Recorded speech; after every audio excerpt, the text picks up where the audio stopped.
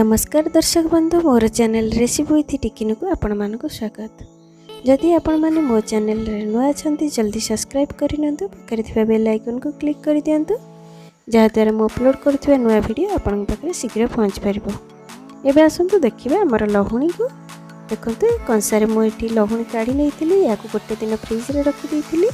या परे मो एको गैस रे बसई गैस को ऑन करि लेछि। देखंतु हमर लहुणी गरम हेबा खणी एथिरे किपरि पानी अंश बाहरी जाउछि। ए पानी अंश होछि एथिरे मिसि रहितबा किछ परिमाण रे दही। ए दहीटी गरम हेबा परे या सुखि जिवो एवं हमर घियोटी धीरे धीरे बाहरी आसीबो। देखंतु चारिपटु केमिति हमर लहुणीटी मेल्ट करि आसुछि। ए लहुणीटु मु देखौछि केते हार्ड अछि। यदि हमर खीरटी भल भाबरे सिजितिबो एवं ठीक प्रोसेस रे आपण ये लहुणी को बाहर करते ताले एपरी हार्ड रहिबा हमर लहुणीटी। बाहर करला बेले बहुत नरम थिबो। जदि आपण फ्रिज रे रखि देबे एपरी हार्ड हे जिवो। देखंतु एबे मोर लहुणीटी भल भाबरे मेल्ट करि जाईछि। या फुटिबा आरंभ कलानी। आपण सबतले मन रखिबे फुटिबा आरंभ हेबा मात्रे गैस को सिम कर देबे। सिम कर दे याको कंटीन्यूअसली घांटुथिबे।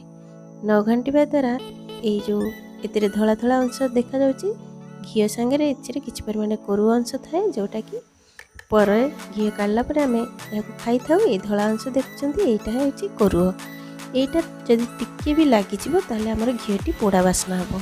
ए घीटी खाइबा योग्य हेबनी। तेणु याको कंटीन्यूअसली घांटिबा निहाती आवश्यक। किंतु मन रखिथिबे याको घांटिला बेले सब बेले केयरफुली घांटिबे। यह कंटीन्यूअसली फुटु थाए हाथ रे जदि पड़ी जिवो फटका हिजबार संभावना थाए।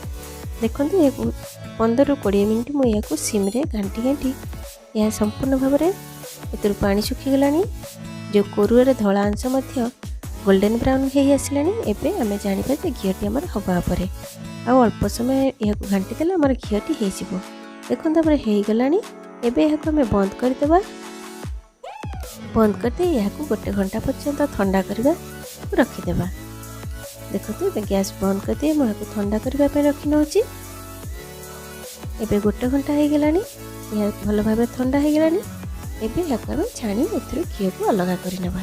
एठी मु गोटे छणा नैची। ए छणा साहाय्य मु ए घी को छाणी नौची कारण आधे जो कोरु अंश अछि मिसी जिवो। छणा द्वारा यह भल भाव अलग हो जिवो। देखंतु केते परिमाण रो घी एथुरु बाहरी पड़ला। आपण जदि घरे एपरी लहुणी घी थरे बाहर करती आपड़ के बजार घी किणवा को मन करें कारण ये घी बहुत भल बास्ना होगा सहित बहुत स्वाद लगी था।